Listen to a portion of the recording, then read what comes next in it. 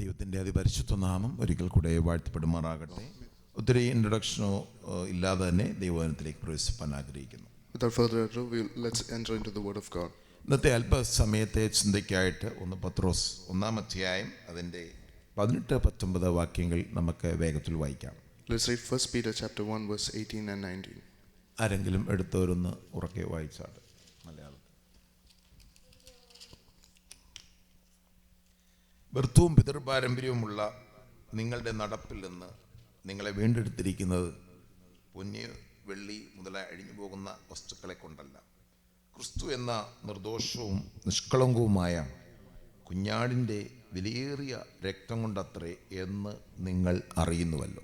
Knowing that you are not redeemed with corruptible things like silver or gold from your aimless conduct received by tradition from your fathers, but with the precious blood of Christ, as of a lamb without blemish and without spot. കർത്താവിൻ്റെ മേശ നമ്മുടെ മധ്യേ ഉണ്ട്. The Holy Communion, the Lord's table is before us. ഈ മേശയെ നമ്മൾ കൈനീട്ടുമ്പോൾ നമ്മുടെ മനസ്സിൽ വരേണ്ട ചിന്ത ഇതാണ്: നമ്മളെ വീണ്ടെടുത്തിരിക്കുന്നത് കുഞ്ഞാടിൻ്റെ രക്തം കൊണ്ടാണ്. When we partake of this table, we have to remember that we have been redeemed with the blood of the Lamb. കുഞ്ഞാടിൻ്റെ രക്തത്തിന് ശക്തിയുണ്ട്. There is power in the blood of the Lamb. ഏത് പൈശാചിക മണ്ഡലങ്ങളും ഞെട്ടി ഉറയ്ക്കുവാനിടയായിത്തീരും. And every evil forces will get afraid by that. ഞാൻ ഈ സമയം നടന്നൊരു സംഭവം എൻ്റെ മനസ്സിലേക്ക് വരികയാണ്. At this time, a thing that has occurred has coming into my mind.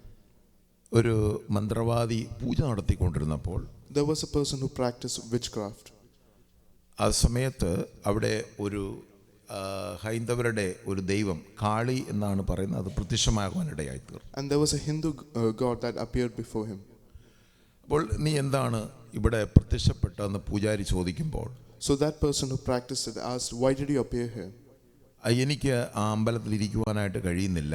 And that spirit said, "I cannot stay in the temple." അതിൻ്റെ കാരണം എന്താണെന്ന് ചോദിച്ചപ്പോൾ, And when he asked the reason why it cannot stay in the temple, അവിടെ ഒരു മനുഷ്യൻ വന്ന് blood of Jesus, യേശുവിൻ്റെ രക്തം എന്ന് പറഞ്ഞുകൊണ്ടിരിക്കുന്നു. the spirit replied that I cannot stay there because there's a person coming and saying the blood of Jesus, blood of Jesus. പൂജാരി ചോദിച്ചു, യേശു ആരാണ്? So that man asked, "Then who is Jesus?" അവൻ ദൈവമാണ്. And that spirit replied, he is God. നീ ആരാണ്? Then he asked, "Who are you then?" ഞങ്ങളെല്ലാം അവൻ്റെ അണ്ടറിലാണ്. We are all under him. അപ്പോൾ യേശുവിൻ്റെ പവറിന് മുമ്പിൽ എനിക്കിരിക്കുവാനായിട്ട് കഴിയത്തില്ല. And so it replied, "I cannot stay under the power of Jesus." പൂജാരി പറഞ്ഞു, നിന്നെ ഞാൻ ആരാധിച്ചിട്ട് എനിക്ക് എന്താ കാര്യം? Then that man said, "Then why do I worship you?" ഞാൻ അന്ന് മുതൽ അദ്ദേഹം നിർത്തിയിട്ട് യേശുവിനെ പിൻപറ്റുവാനിടയായി. And so then he stopped his practices and he followed Jesus. യേശുവിൻ്റെ ഒരു മിനിസ്റ്ററായിട്ട് മാറി. And he became a minister of Jesus. യേശുവിൻ്റെ രക്തം പവർഫുൾ ആണ്. And the blood of Jesus is powerful. അത് നമ്മളെ പാപത്തിൽ വീണ്ടെടുത്തതാണ്. And it redeems us from sin. ഇതിവിടെ പറയുന്നത് പത്രോസ് ചിതറിപ്പാർക്കുന്ന പൊന്തോസിലും ഗലാത്യയിലും കപ്പദോക്യ, ആസ്യ, ബിഥുന്യ ചിതറിപ്പാർക്കുന്ന പരദേശികൾക്ക് വേണ്ടി എഴുതിയ ഒരു ലേഖനമാണ് ആ കാലഘട്ടത്തിൽ. Here this Apostle Peter is written this apostle to all the pilgrims of the dispersion in Pontus, Galatia, Cappadocia, Asia and Bithynia. AD 64-65 റോമിൽ വെച്ചാണ് ഈ ലേഖനം എഴുതുന്നത്. And he wrote this epistle in AD 64-65 in Rome.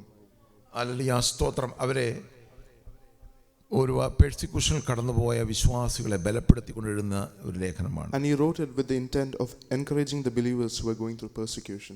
ചരിത്ര പശ്ചാത്തലത്തിലേക്ക് കടക്കുവാനുള്ള സമയമില്ല. And there is no time to enter into the historical context. നമ്മുടെ ഇന്നത്തെ subject നമ്മളെ വീണ്ടെടുത്ത കുഞ്ഞാടിൻ്റെ രക്തമാണ്. And the subject today is of the blood of the Lamb that has redeemed us. ആമേൻ. ഇവിടെ പറയുന്നു, വ്യർത്ഥവും പിതൃപാരമ്പര്യവുമുള്ള നിങ്ങളുടെ നടപ്പിൽ നിന്ന്. And here it says that from your aimless conduct received by tradition. ഒരു സമയത്ത് നമ്മൾ ഈ ലോകത്തിന് കാലഗതികളും അതിൻ്റെ മോഹങ്ങൾക്ക് അടിമപ്പെട്ട് ജീവിച്ചു. At a time we walked according to the course of this world and according to the desires. ഈ ലോകത്തിൻ്റെ ഒരു സിസ്റ്റത്തെയും നമ്മളെ റിഡീം ചെയ്യുവാൻ സാധ്യമല്ല. And no system of this world can redeem us. ഈ ഒരു സിസ്റ്റത്തിന് നമ്മൾക്ക് ജീവൻ തരുവാൻ കഴിവുള്ളതല്ല. And none of this system can give us life. ഇവിടെയുള്ള ഒരു സമ്പത്തിനും നമുക്ക് സമാധാനം തരുവാൻ കഴിയത്തില്ല. No wealth here can give us peace. ഇവിടെയുള്ള യാതൊന്നും നിങ്ങളെ കംഫർട്ട് ചെയ്യത്തില്ല. Nothing here can comfort you. നിങ്ങൾക്കൊരു നല്ല ജോലി ലഭിച്ചാൽ, if you receive a good job, കുറച്ച് നാൾ നമുക്ക് അതിൻ്റെ സന്തോഷം ഉണ്ടാകും. For a few days you will have the joy of that. കുറച്ച് കഴിയുമ്പോൾ, after a few time, പിന്നീട് നമുക്കത് വലിയ ഒരു ഇതായിട്ട് തോന്നത്തില്ല. After some time has passed, then that joy will fade away. ഇതെല്ലാം നമ്മൾ ഈ ലോകത്തിൽ കിട്ടുന്ന എല്ലാ അത്രേ ഉള്ളൂ. And whatever we receive in the world is just like that. നമുക്ക് കിട്ടുന്ന എല്ലാ ക്വാളിഫിക്കേഷനും ഒക്കെ അത്രേ ഉള്ളൂ. All the things that we receive is just like that. ഡോക്ടറോ കളക്ടറോ IPS എന്തൊക്കെ എടുത്താൽ ആ ഒരു പീരീഡിലുള്ള ഇതേ ഉള്ളൂ. Whatever high position you attain, that joy is only for a few moments. ഇതിനെല്ലാം ഭയങ്കര കഷ്ടപ്പാടുകളാണ്. And there is suffering in that. ഏത് ജോലിക്കായാലും കഷ്ടപ്പാടാണ്. There is hard work for every job. ഒരു റെസ്റ്റും ഇല്ലാത്ത ലൈഫാണ് നമ്മുടെ life. And our life has no rest. ഈ ഭൂമിയിൽ നമുക്ക് ഒരു റെസ്റ്റും ഇല്ല. In this world we will receive no rest. എന്നാൽ കർത്താവിന്റെ കരങ്ങൾ നമ്മളെ വിട്ടുകൊടുത്തു കഴിഞ്ഞു. But when we submit ourselves to the Lord, നാം കർത്താവ് പറഞ്ഞു, അധ്വാനിക്കുന്നവരും ഭാരം ചുമക്കുന്നവരും നിങ്ങൾ എൻ്റെ അടുക്കൽ വരുവിൻ. Jesus said, come to me who are wearied and burdened, ഞാൻ നിങ്ങൾക്ക് റെസ്റ്റ് തരാം. and I will give you rest. ഇന്ന് പകൽക്കാലം ആരൊക്കെ റെസ്റ്റ് വേണം? How many of you needs rest? കർത്താവിന്റെ അടുക്കലോട്ട് വന്നാൽ Then come to the Lord. നിങ്ങളെ ഒത്തിരി അലട്ടുന്ന പ്രശ്നങ്ങളുണ്ട്. There are many things that might trouble you, but God will give you a rest. ഒരു സമാധാനം തരും. God will give you a peace. കാരണം നമ്മൾ വന്നിരിക്കുന്ന യേശുവിന്റെ കൃപാസനടുത്താണ്. Because we have come to the throne of grace of Jesus. നമ്മളെ വീണ്ടെടുത്ത രക്തത്തിനടുക്കലേക്ക്. We have come to the blood that has redeemed us. ഹാബേൽ രക്തത്തെക്കാൾ ഗുണകരമായി സംസാരിക്കുന്ന പുണ്യാഹ രക്തത്തിനടുക്കലാണ്. And it's a holy blood that speaks better things than the blood of Abel. ഹാബേലിന്റെ രക്തം പ്രതികാരത്തിന്റെ രക്തമാണ്. The blood of Abel was a blood of vengeance. അത് ഭൂമിയിൽ നിന്ന് നിലവിളിക്കുന്നു. And it cries out from the earth. എന്നാൽ യേശുവിന്റെ രക്തം നമുക്ക് വേണ്ടി ഗുണകരമായി വാദിച്ചുകൊണ്ടിരിക്കും. But the blood of Jesus intercedes good things for us. പിശാച് നിങ്ങൾക്കെതിരായിട്ട് ക്ലെയിം ചെയ്യുമ്പോൾ, When the devil claims things against you, നിങ്ങൾ യേശുവിന്റെ ഒരു പൈതലായി കഴിഞ്ഞാൽ, but when you become a child of God, ആമേൻ, നിങ്ങൾക്ക് വേണ്ടി കർത്താവ് സംസാരിക്കും. then the Lord Jesus will speak for you. നിങ്ങളുടെ കുറവുകളെ ഹല്ലേലൂയ ഏറ്റു പറയുമ്പോൾ, When you confess your shortcomings, amen, hallelujah, കർത്താവ് നിങ്ങൾക്ക് വേണ്ടി സംസാരിക്കും. then the Lord will speak for you. കർത്താവാണ് നമ്മളെ നീതീകരിക്കുന്നത്. And He is the Lord who justifies us. അപ്പോൾ ഒരു സമയത്ത് നമ്മൾ പിതൃപാരമ്പര്യങ്ങൾ അല്ലെങ്കിൽ പാരമ്പര്യമായ പലതിനെ നമ്മൾ ഫോളോ ചെയ്തിരുന്നു. So at a time we used to follow those things that we received by tradition. ആമേൻ. എന്നാൽ കർത്താവ് നമ്മളെ അതെല്ലാം വീണ്ടെടുത്തു. But the Lord has redeemed us from that. ഇപ്പോൾ നമ്മൾ ആ പാരമ്പര്യത്തിൽ ജീവിക്കുന്നവരുണ്ടെങ്കിൽ, But if we are still living in that traditions, ആമേൻ, യേശുവിനെ വിശ്വസിച്ചാട്ടെ. you have to believe in Jesus. അവന്റെ രക്തം നിങ്ങളെ ഓൾറെഡി വീണ്ടെടുത്തു കഴിഞ്ഞു. And His blood has redeemed you. ഇനി യേശു ഒരു യാഗമായി തീരുകയില്ല. Now Jesus will not be a sacrifice again. അവൻ ഒരിക്കലായി ക്രൂസിൽ നമുക്ക് വേണ്ടി ബലിയായി തീർന്നു. For once He became sacrifice for all of us. അതുകൊണ്ട് റോമാലേഖനം 3-ാം അധ്യായം നമ്മൾ വായിക്കുമ്പോൾ, So when we read Romans chapter 3, we read, അതിന്റെ 23 മുതലുള്ള വാക്യങ്ങൾ വായിക്കുമ്പോൾ, when we read from verse 23 onwards, ഞാൻ അത് വായിക്കാം. ഇവിടെ ഒരു വ്യത്യാസവുമില്ല, എല്ലാവരും പാപം ചെയ്തു ദൈവത്തെ യശസ്സില്ലാത്തവരായി തീർന്നു. For all have sinned and come short of the glory of God. സകല മാനവജാതിയും പാപികളാണ്. All human beings are sinners. നിങ്ങൾ പാപം ചെയ്തതുകൊണ്ട് പാപിയല്ല. You might not be a sinner because you sin. നിങ്ങളുടെ അമ്മയുടെ ഉദരത്തിൽ ജനിച്ചപ്പോൾ തന്നെ നിങ്ങൾ പാപിയായിട്ടാണ് ജനിച്ചത്. But when you were formed in your mother's womb, it was as a sinner. അപ്പം ഞാൻ സ്നാനപ്പെട്ട ശേഷമാണ് എൻ്റെ മകൻ ജെറമ്യ ഉണ്ടായത്. It is after I got baptized that my son was born. അപ്പം ഞാൻ യേശുവിൻ്റെ പൈതലായതുകൊണ്ട് അവൻ യേശുവിൻ്റെ പൈതലാകണമെന്നില്ല. But because I am a child of God doesn't mean that he has to be a child of God. അതുകൊണ്ട് നമ്മുടെ മാതാപിതാക്കൾ യേശുവിനെ വിശ്വസിച്ചുകൊണ്ട് മക്കൾക്കത് രക്ഷ ലഭിക്കണമെന്നില്ല. Just because the parents believe in the Lord Jesus doesn't mean the children receive the salvation. രക്ഷ നമ്മൾ ഓരോരുത്തരും നമ്മൾ ഏറ്റെടുത്തേ മതിയാകും. Each of us has to individually accept the salvation. ആമേൻ. കാരണം ആദാമിന്റെ പാപത്തിന്റെ പരിണത ഫലമാണ് മനുഷ്യരിൽ വ്യാപരിച്ചിരിക്കുന്നത്. Because what has passed down to humans is what through Adam's sin.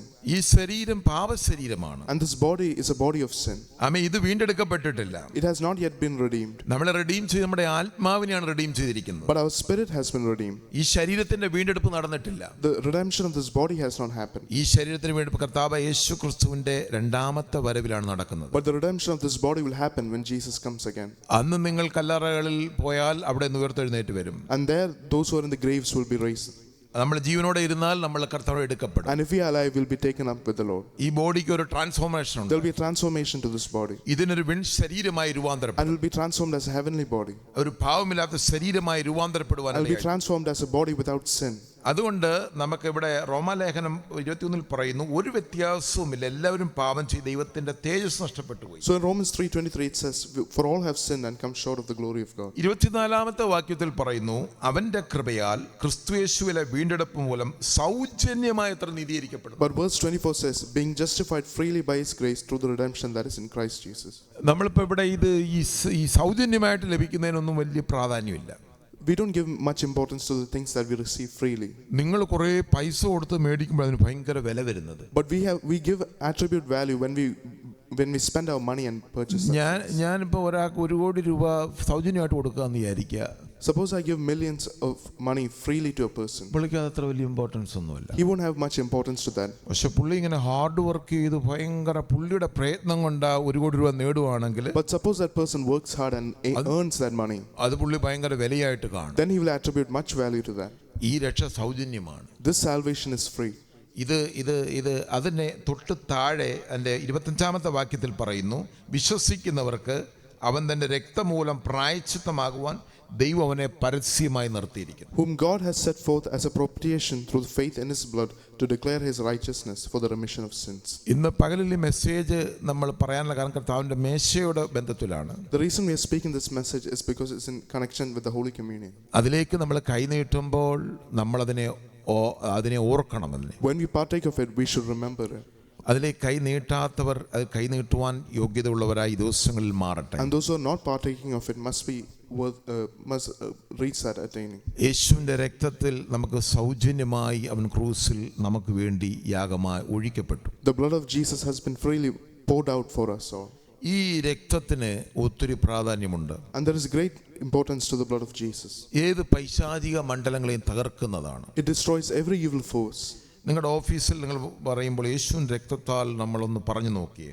In your office, in your workplace, say the blood of Jesus. അവിടുത്തെ അന്തരീക്ഷം മാറാനിടയായി. Then the environment will change. എതിരെ നിൽക്കുന്ന പൈശാചിക മണ്ഡലങ്ങൾ വിട്ടുപോകാനിടയായി. And the evil forces against you will leave. യേശുവിൻ്റെ രക്തം എന്ന് കേൾക്കുമ്പോൾ തന്നെ അവന് ഭയമാണ്. When they hear the blood of Jesus, they will be afraid. കാരണം അത് മരണത്തെ ജയിച്ച രക്തമാണ്.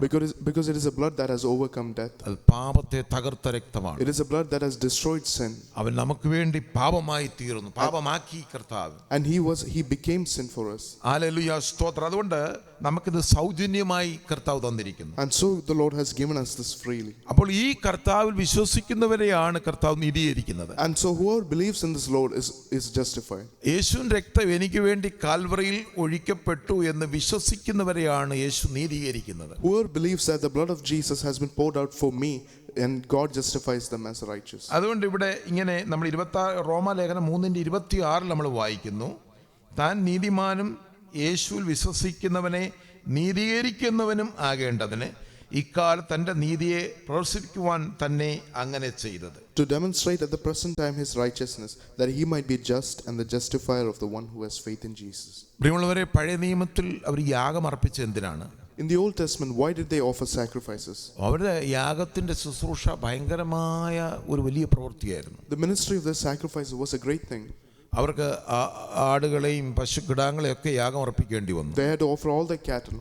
അവരൊരുപാട് അവരുടെ കയ്യിൽ നിന്ന് ധനം കൊടുത്തു ഇതിനെയൊക്കെ മേടിച്ച് യാഗം അർപ്പിച്ചു. They had to spend their wealth and buy it and offer the sacrifice. ആമേൻ. അത് ദൈവത്തിന്റെ വ്യവസ്ഥിതി അതായിരുന്നു. And that was the ordinance of God. ആമേൻ. അത് യാഗം അർപ്പിച്ചില്ല എങ്കിൽ അവന്റെ പാപം അവിടെ നിലനിൽക്കും. And if the sacrifice was not offered up, his sin will remain. ഈ പാപം നിന്ന് കഴിഞ്ഞാൽ അവൻ അനുഗ്രഹിക്കപ്പെടത്തില്ല. And if his sin remains, then he will not be blessed. അപ്പോൾ അവന്റെ പാപം നിന്ന് കഴിഞ്ഞാൽ അത് ശാപമായിട്ട് മാറും. And so if the sin remains, then it will turn into a curse. അത് തലമുറമേലേക്ക് കൈമാറ്റം ചെയ്യപ്പെടും. And the curse will transfer across generations. അതുകൊണ്ട് വ്യർത്ഥവും പിതൃപാരമ്പര്യവും തലമുറകളിലേക്ക് കൈമാറ്റം ചെയ്യപ്പെട്ടു. And so all these aimless things will pass through tradition. നമ്മുടെ പിതാക്കന്മാരുടെ പല സ്വഭാവങ്ങളിലും തലമുറകളിലേക്ക് കൈമാറ്റം ചെയ്യും. All the behaviors of our fathers will be transferred to us. പിതാക്കന്മാരുടെ ജീനുകൾ തലമുറകളിലേക്ക് കൈമാറ്റം ചെയ്യും. All the genes of the fathers will be transferred to the next generation. യേശുവിൽ വിശ്വസിക്കുന്ന ഒരു വ്യക്തിയുടെ But those who believe in the Lord Jesus, അവൻ എത്ര പാപിയായിരുന്നാലും how much ever he is a sinner, അവന്റെ പാപങ്ങളെ മുഴുവൻ കഴുകിക്കളയും. all his sins are washed away. അവൻ കഴിഞ്ഞ നാളുകളിൽ എത്ര തീവ്രമായ പാപം ചെയ്താലും In his past, whatever terrible sins he has committed, അവന്റെ പാപം എന്നേക്കുമായി മായ്ക്കപ്പെടും. for forever the sins will be washed അത് away. തന്നെയാണ് റോമാലേഖനം ഇവിടെ ശക്തമായിട്ട് പറയുന്നത്. വിശ്വസിക്കുന്നവർക്ക് തന്റെ രക്തം മൂലം പ്രായശ്ചിത്തമാകുവാൻ ദൈവം അവനെ പരസ്യമായി നിർത്തിയിരിക്കുന്നു. അടുത്ത വാക്യം, ദൈവം തന്റെ പൊറുമയിൽ മുൻകഴിഞ്ഞ പാപങ്ങളെ ശിക്ഷിക്കാതെ വിടുക നിമിത്തം തൻ്റെ നീതിയെ പ്രദർശിക്കുവാൻ താൻ നീതിമാനും യേശു നീതീകരിക്കുന്നവനും ആകേണ്ടതിനെ ഇക്കാലത്ത് തന്റെ നീതിയെ പ്രദർശിപ്പിക്കുവാൻ തന്നെ അങ്ങനെ ചെയ്തത്. Verse 25 and 26, whom God set forth as a propitiation by his blood through faith to demonstrate his righteousness, because in his forbearance God had passed over the sins that were committed, to demonstrate the present time his righteousness, that he might be just and the justifier of the one who has faith in Jesus. ആമേൻ. ഒരു പാപിയായ മനുഷ്യനെതിരെ പിശാച് എപ്പോഴും claim ചെയ്തുകൊണ്ടിരിക്കും. Against a sinner the devil claims many things.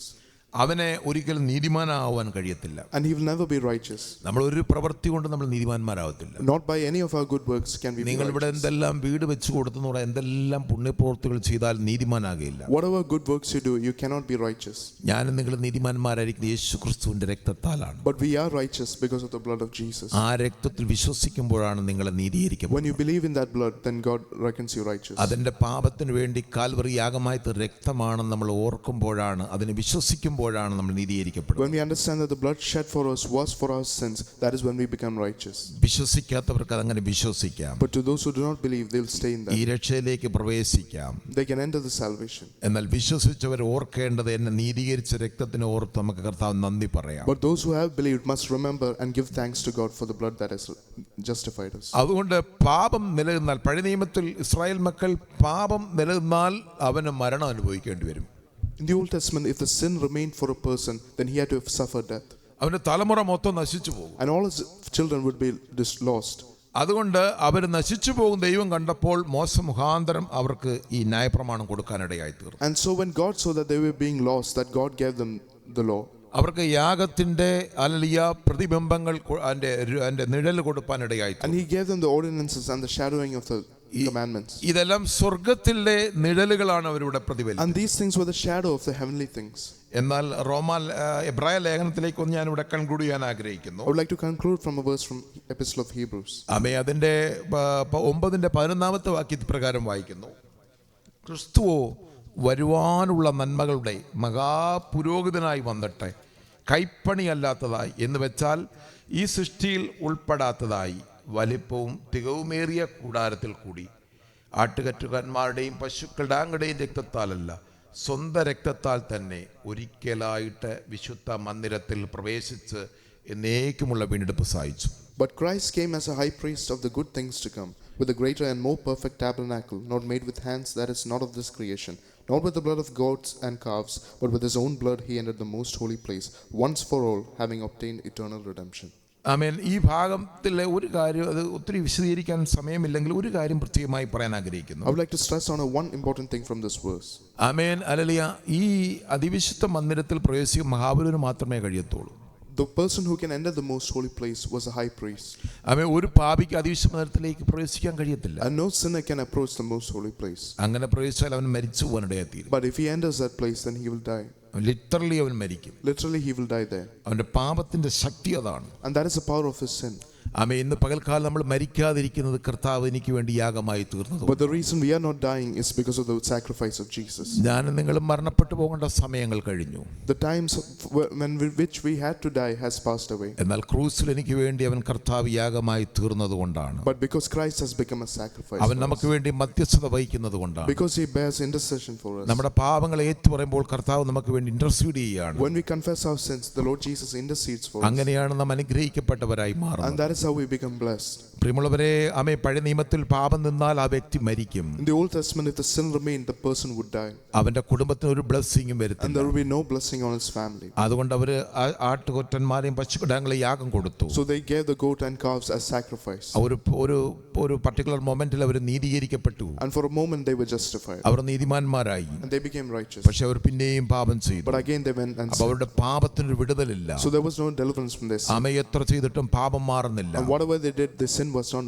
moved away. Hallelujah. അവന്റെ ശാപം മാറുന്നില്ല. And the curse was not moved away. ആമേൻ. ഇന്ന് പകലിൽ കർത്താവിന്റെ അടുക്കലേക്ക് വരുന്നവരുടെ ശാപം മാറുവാനിടയായി But those who come to the Lord, their curses are taken amen. away. പിതാക്കന്മാരിൽ കൈമാറ്റം ചെയ്യപ്പെട്ട സകല ശാപങ്ങളും ഹല്ലേലൂയ അവൻ ക്രൂസിൽ എന്നേക്കുമായി തകർത്തു കളഞ്ഞു. All the curses that we receive from our fathers has been destroyed at the cross by Galatia ലേഖനം Christ. 3-ാം അധ്യായം നമ്മൾ പഠിക്കുമ്പോൾ When we study Galatians chapter 3, അവിടെ നമ്മൾ പ്രകാരം വായിക്കുന്നു, and we read there, മരത്തിൽ തൂങ്ങുന്നെല്ലാം ശപിക്കപ്പെട്ടവൻ, all those who hung on a cross is cursed. ആമേൻ. ക്രിസ്തു എനിക്ക് വേണ്ടി ശാപമായി And തീർന്നു. Christ has become a curse for us. നമ്മുടെ തലമുറയിലുള്ള ശാപങ്ങൾ അവൻ എടുത്തു മാറ്റി. And he has taken all the curses of our children. നിങ്ങൾ ഡെയിലി ഇത് കൺഫസ് ചെയ്യണം. And daily you have to confess that. നിങ്ങൾ യേശുവിൽ വിശ്വസിക്കുന്നവരെ കൺഫസ് ചെയ്യണം. Those who believe in the Lord Jesus must നിങ്ങളുടെ confess തലമുറ പിതാക്കന്മാരുടെ ശാപത്തിൽ നിന്ന് വിടിവിച്ചതിനായി നമുക്ക് സ്തോത്രം that. We have ചെയ്യണം. to thank God for the deliverance from curses. ഒരു ശാപവും നിങ്ങളെ ചേസ് ചെയ്യില്ല. And no curse will chase after ഇത് you. ശാപം മുറിക്കൽ ശുശ്രൂഷയല്ല. This is not a ministry of cutting curses. ഇത് ഓൾറെഡി കർത്താവ് നമുക്ക് വേണ്ടി ചെയ്തതാണ്. Already the Lord Jesus നാം അത് കൺഫസ് ചെയ്യണം. we have to confess that. ഇന്ന് പകൽക്കാലം ഈ കർത്താവിനെ ആരാധിക്കുവാൻ കഴിയുന്നില്ല എങ്കിൽ, if you are not able to worship the Lord, നമ്മുടെ അകത്ത് ഡെഡ് വർക്ക്സ് കൊണ്ടാണ്, there are dead works inside of us. നിർജീവ പ്രവൃത്തികൾ കൊണ്ടാണ്. there are dead works inside of us. എന്നാൽ ഇവിടെ എബ്രായ ലേഖന കർത്താവ് ഒരു കാര്യം പറയുന്നു, ഞാനത് വായിച്ച് അവസാനിപ്പിക്കാൻ ആഗ്രഹിക്കുന്നു. 13-ാമത്തെ വാക്യം, ആട്ടുകൊറ്റന്മാരുടെയും പശുക്കിടാങ്ങളുടെയും രക്തം മലിനപ്പെട്ടവയെ തളിക്കുന്ന പശുഭസ്മവും ജഡീക ശുദ്ധി വരുത്തുന്നുവെങ്കിൽ. For if the blood of bulls and goats and the ashes of a heifer, sprinkling the unclean, sanctifies for the purifying of the flesh. ഈ ലോകത്തിലെ വെറും പശുവിൻ്റെയും ആടിൻ്റെയും രക്തം തളിച്ച് പഴയ നിയമത്തിൽ ഇസ്രായേൽ മക്കൾ ജഡീക ശുദ്ധി വരുത്തിയെങ്കിൽ, if the people in the Old Testament could receive purification of their flesh through goats and calves' blood, ഇതിനെ സൃഷ്ടിച്ചതിനെ എല്ലാ മൃഗങ്ങളെയും സകല ചരാചരം സൃഷ്ടിച്ച കർത്താവായ യേശുവിന്റെ രക്തത്തിന്റെ ശക്തി എന്തായിരിക്കും? then how much more power does the blood of Jesus, who created all these things, have? അതാണ് 14-ാമത്തെ വാക്യം വെളിപ്പെടുത്തുന്നത്. And that is what verse 14 says. നിത്യ ആത്മാവിനാൽ ദൈവത്തിന് തന്നെത്താൻ നിഷ്കളങ്കനായി അർപ്പിച്ച ക്രിസ്തുവിന്റെ രക്തം ജീവനുള്ള ദൈവത്തെ ആരാധിക്കുവാൻ നിങ്ങളുടെ മനസ്സാക്ഷിയെ നിർജീവ പ്രവൃത്തികളെ പോക്കി എത്രയധികം ശുദ്ധീകരിക്കും. How much more shall the blood of Christ, who through the eternal Spirit offered himself without spot to God, cleanse your conscience from dead works to serve the living God. ഈ ഭാഗം വിവരിക്കാൻ സമയമില്ല. നിർജീവ പ്രവൃത്തികൾ, there is no time to expand on what the dead works mean. ഈ നിർജീവ പ്രവൃത്തികൾ എന്ന് പറയുന്നത് പാപവുമായി ബന്ധപ്പെട്ട് കിടക്കുന്ന, the dead works mean those that related to sin. അല്ലെങ്കിൽ യേശു വിശ്വസിക്കുന്ന ഒരു വ്യക്തിയുടെ നിർജീവ പ്രവൃത്തികളെ അവൻ കാൽവറിയിൽ തകർത്തു കളഞ്ഞു. Those who believe in the Lord Jesus, their dead works have been destroyed at Calvary cross. നമ്മുടെ നിർജീവ പ്രവൃത്തികൾക്കെതിരായിട്ടാണ് പിശാച് ക്ലെയിം ചെയ്യുന്നത്. And the devil is claiming things against us through our dead works. അതിനെതിരായിട്ടാണ് അത് വെച്ചാണ് നമ്മുടെ നന്മയെ തടയുന്നത്. And against such he is blocking our blessings. ഈ ലോകത്തിലെ എല്ലാ പ്ലഷേഴ്സും നിർജീവ പ്രവൃത്തികളാണ്. All the pleasures of this world are dead works.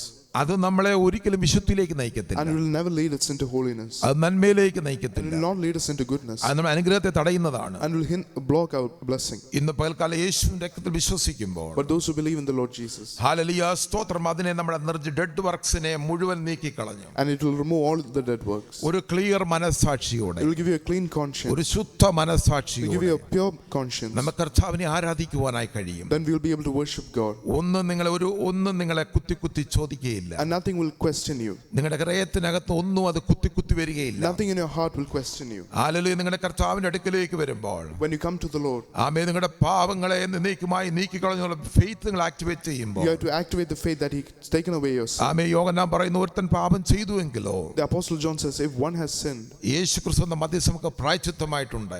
the Lord Jesus is our advocate for us. യേശുവിന്റെ രക്തം സകല പാപവും ഒക്കെ നമ്മെ and ശുദ്ധീകരിക്കുന്നു. the blood of Jesus Christ cleanses us from all sin. യേശു വിശ്വസിക്കുന്ന രക്ഷയിലേക്ക് ഒരാളുടെ പാപം എപ്പോൾ ശുദ്ധീകരിക്കപ്പെടുവാനിടയായിത്തീരും. those who believe in the Lord Jesus, their sin will be cleansed continually.